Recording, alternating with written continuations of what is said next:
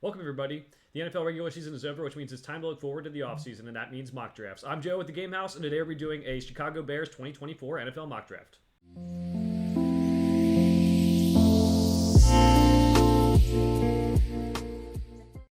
All right, as mentioned, we're going to do a mock draft for the Chicago Bears. They have the number one overall pick in the 2024 NFL draft. Before we get started, we're using the NFL mock draft database simulator. I like it because they mesh big boards from around the internet together to make up their big board for the draft.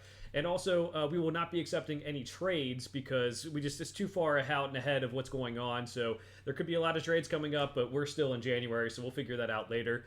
So let's get things started here. We have the Bears with a little bit of improvement this past year. So yes, they have Justin Fields playing better, but if they keep the number one pick, they're going Caleb Williams. They've already hired people who I think will fit his talents, and I think that will go well for them in the long run. It's not the best prospect in the class. In my mind, I still think that's Marvin Harrison Jr., but it's a good pick there, and you still have pick number 9 to help build this offense out. Now, Brock Bowers is here at number 9. That's something you consider, but you have Cole Kmet. You could get another edge rusher.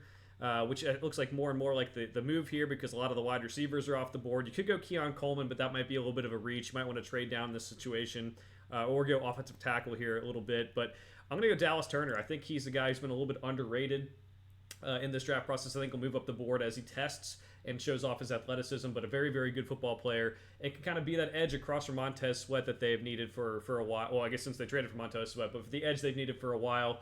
And can help them build this roster out. Now we have to wait until pick 75 for their next pick after pick 1 and 9. Still a fair thing to have. They might have more picks if they end up making some trades here.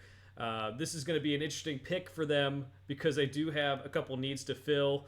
This is tough. I think I'm going to go Chris Jenkins. I think I'm going to be higher on him than consensus when all the final reports are done. They did make some picks for the interior defensive line last year in the draft, but I do think Chris Jenkins could be a very good player for them and help build that defense out. If this is the case, hopefully they've gotten an extra wide receiver in free agency to help Caleb Williams because DJ Moore is great, but they need something besides him and Cole Kmet to help him as he moves along in his NFL journey here. So keep it moving. We're going to pick a 110 now. This is going to be a pick I just like this guy a lot. Mike Sainristil from Michigan, more of a slot corner safety guy, but he can provide an impact. He can help this young secondary for the Bears. We're going to go Blake Fisher next. I really like him a lot.